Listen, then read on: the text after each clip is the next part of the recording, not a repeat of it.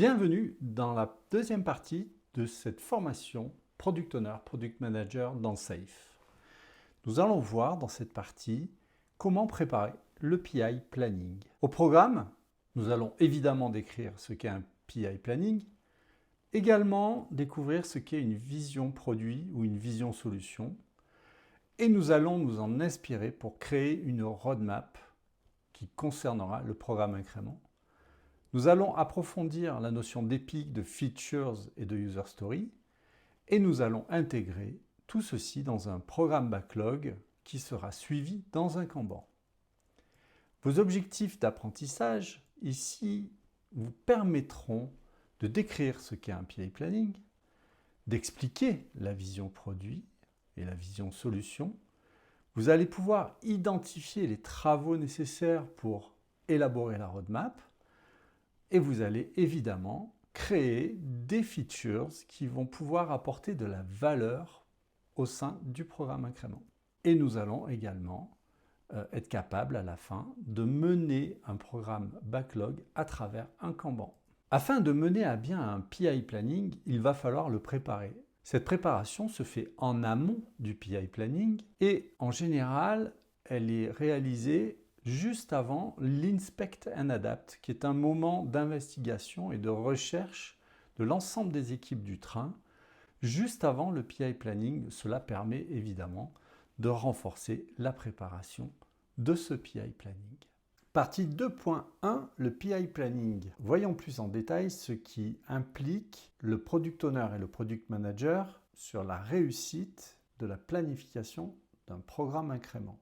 La première chose que vous allez devoir faire, c'est d'écrire une vision. Cette vision, elle dépend de beaucoup d'éléments que vous allez intégrer au sein même du train et qui va vous permettre de rédiger une roadmap. Cette vision, elle va vous permettre également de créer une dizaine de features. C'est ce que l'on conseille d'établir pour la préparation du PI Planning, qu'il n'y en ait pas plus de 10 ou environ 10, sinon vous surchargerez vos équipes au sein même du train. Le PI Planning précède un moment qui est l'Inspect and Adapt, pendant l'IP itération. Cette itération est la dernière du cycle de l'incrément, qui n'est pas vraiment un sprint habituel et qui permet d'innover et de faire des recherches pour mieux préparer le futur de l'incrément. Avec tous ces éléments que vous aurez préparés soigneusement, vous allez pouvoir aborder le PI Planning qui va vous permettre d'avoir ce que l'on appelle des outputs, des sortants, notamment avec un programme board qui est constitué des features qui seront embarquées par l'ensemble des équipes. Et nous allons voir de quelle manière cela va être traité, notamment pour diminuer les risques en termes de dépendance entre les équipes et entre les features. Chaque équipe, pendant le PI Planning, va pouvoir définir ses propres objectifs et donner un système d'évaluation de la valeur qui va permettre d'évaluer concrètement la qualité des développements pour l'incrément. Concrètement, qu'est-ce qu'un programme incrément ? Tout simplement, c'est une boîte de temps. Dans cette boîte de temps, chaque train va délivrer de la valeur.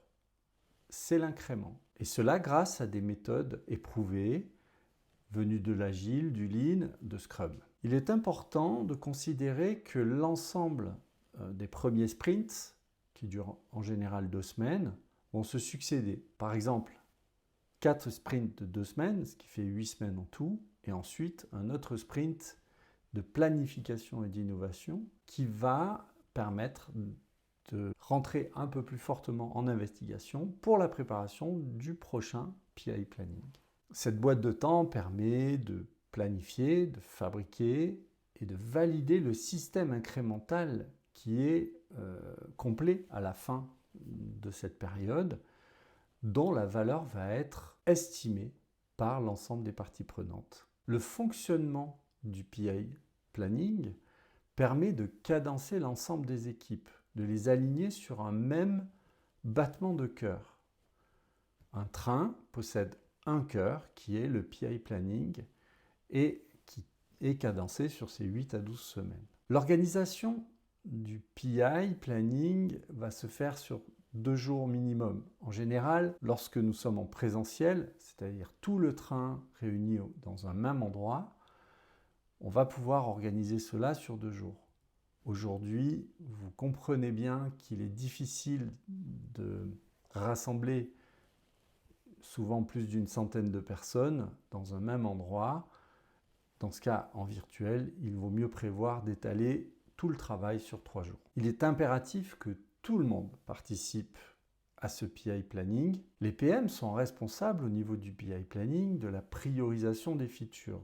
Je vous le rappelle, c'est une dizaine de features qui doivent être préparées pour le PI planning. Les équipes agiles, elles, sont responsables de la planification des user stories qui vont découper ces features.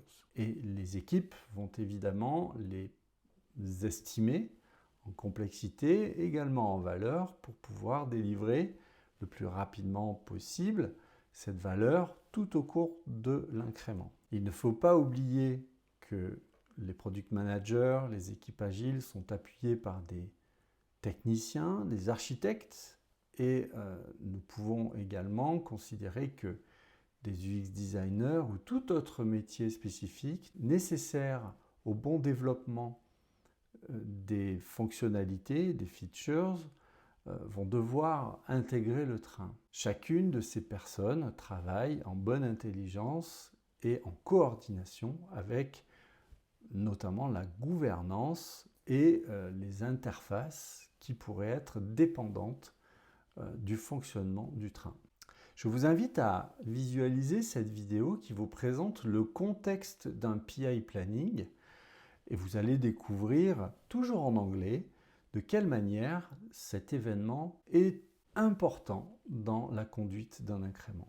Cet événement du PI planning, vous l'avez compris, est un événement qui apporte beaucoup de bénéfices au train et qui permet d'aligner l'ensemble des parties prenantes sur les développements de cet incrément. Un autre élément très important concerne l'alignement des objectifs commerciaux ou les commitments en anglais de l'ensemble des équipes qui vont, grâce à la vision, pouvoir définir leurs propres objectifs qu'ils souhaitent atteindre pendant l'incrément. Le PI planning va permettre d'identifier les dépendances entre les features ou les équipes elles-mêmes et on va favoriser grâce à cela la collaboration entre les différentes équipes et les différents membres du train. Le PI planning est aussi là pour détecter les différentes opportunités potentielles qui vont permettre de créer encore plus de valeur et cela avec l'appui des différentes compétences telles que les architectes ou les personnes dédiées à la recherche utilisateur. Le PI planning est un moment pendant lequel nous allons mobiliser toute la capacité des équipes et également l'évaluer. C'est à ce moment-là que nous pouvons faire le bilan de ce qui vient de se passer et nous allons pouvoir projeter en termes de capacité, de complexité des features et des user stories, ce que sera capable de faire une équipe. Un autre élément très important pendant le PI planning permet de favoriser les prises de décision au bon niveau et au bon endroit et surtout au bon moment. Regardons dans le détail un exemple d'agenda d'un PI planning. Voici le jour 1. C'est dans le cas d'un PI planning en présentiel. Nous avons plusieurs moments dans cette journée. On commence toujours par le contexte économique, le business qui est présenté par le product manager le plus souvent. Et également derrière, vous aurez la vision produit, la vision solution qui sera développée et c'est à ce moment-là que chaque partie prenante pourra poser ses questions concernant la compréhension de cette vision. Ensuite, vous aurez un temps précieux pendant lequel, en général, l'architecte présente l'ensemble du contexte de développement, le contexte technique, le contexte de bonnes pratiques telles que l'extreme programming avec des petits rappels qui vont permettre aux développeurs de s'accorder sur des manières de travailler. La pause déjeuner est un moment privilégié pour échanger, se détendre et peut-être soulever des problématiques qui ne l'auraient pas été dans la matinée.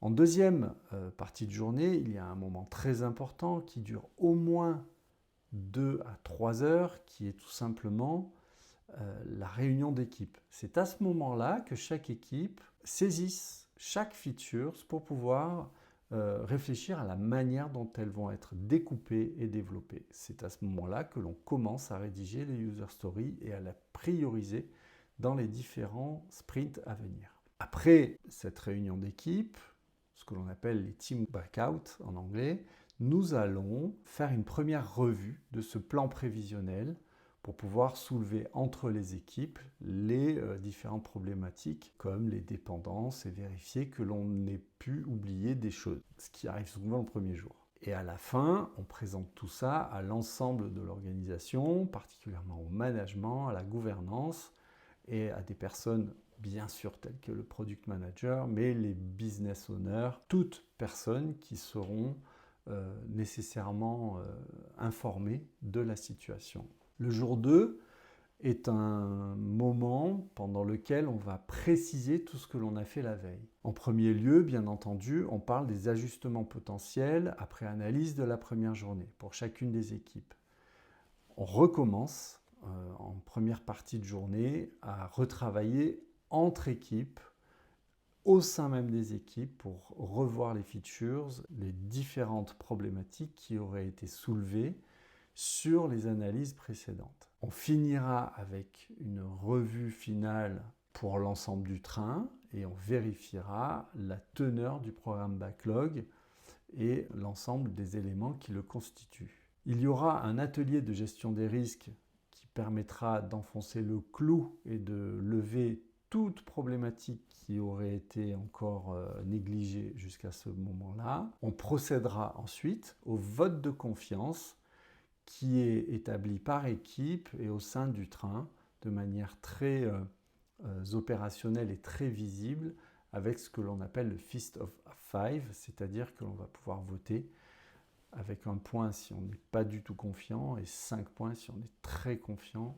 dans la réalisation des différents modules de l'incrément. On se laisse du temps à la fin de la journée et après le vote de confiance d'ajuster le travail si évidemment le vote de confiance est inférieur à 3. 3 étant la moyenne, si vous avez trop de personnes qui n'ont pas confiance en la réalisation des différents éléments, il faudra évidemment revoir tout cela. La journée se terminera évidemment par une rétrospective telle qu'on le fait systématiquement dans des sprints ou des itérations courtes. Voyons de manière globale le process du PI Planning. En fait, c'est très simple. Vous allez venir en tant que Product Manager et Product Owner avec une vision et un programme backlog d'une dizaine de features. Ces éléments vont être traités pendant le PI Planning et cela va permettre d'avoir un programme board détaillé identifiant les dépendances et les risques pouvant être relevés. Chaque équipe va s'engager sur des objectifs du programme incrément. Voyons un peu plus en détail comment fonctionnent ces objectifs. Ces objectifs sont souvent liés aux fonctionnalités elles-mêmes. Ils sont résumés par chacune des équipes et démontrent bien l'intention de livrer quelque chose qui apporte de la valeur de la part des équipes. Comme je vous l'ai dit, ces objectifs sont souvent en liaison avec les features, avec les fonctionnalités. Voici quelques exemples d'objectifs très opérationnels. Par exemple, un agrégat d'un ensemble de features qui vont donner un module complet d'une solution logicielle métier quelconque.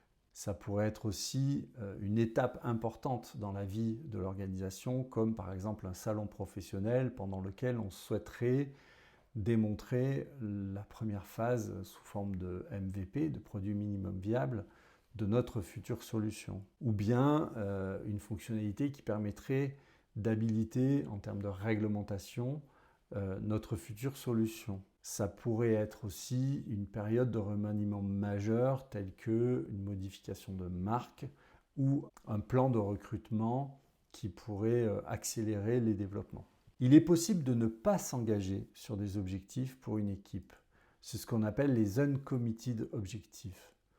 Ils sont importants et ils sont intéressants à mettre en valeur parce qu'ils laissent de la souplesse dans la manière de conduire l'incrément. Il faut bien comprendre que ces objectifs non engagés ne sont pas des choses à faire au cas où. Et ils ne font pas partie des engagements, portent bien leur nom.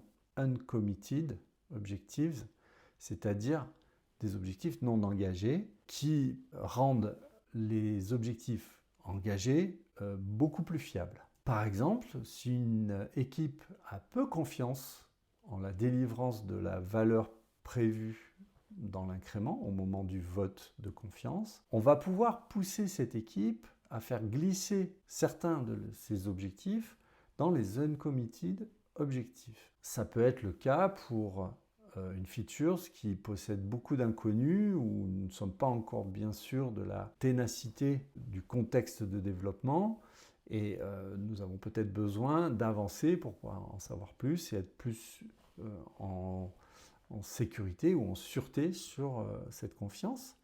Eh bien, c'est le bon moment pour faire correspondre l'objectif non engagé à cette fonctionnalité. Souvent, on va s'asseoir sur le principe de Spike, qui est un moment d'expérimentation et de recherche pendant les itérations. Les objectifs non engagés ne vont pas compter pour le calcul de charge. Et ça, c'est important, puisque si toutefois l'équipe parvenait à les délivrer, eh bien, ça serait du bonus à la fin de l'incrément.